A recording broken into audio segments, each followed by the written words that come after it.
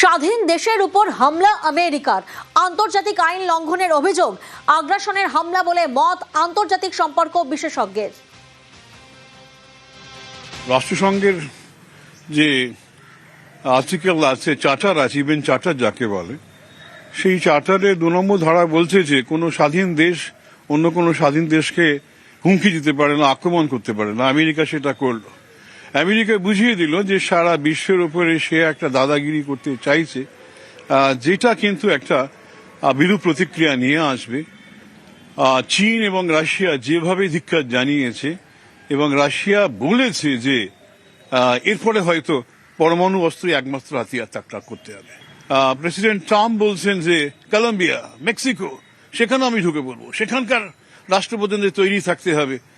যা জিনিস আজকে আমরা ভেনিজুয়েলায় করেছি, নিকোলাস মাদুরোর জন্য করেছি, এই একই জিনিস অন্য দেশেও হতে পারে। এর ফলে কিন্তু অবস্থা কিন্তু ভয়াবহ দিকে যাচ্ছে বলে আমার ধারণা। তো সারা বিশ্বের আমেরিকা বিরোধী যে শক্তিগুলো রয়েছে তারা কিন্তু ঐক্যবদ্ধ হতে পারে।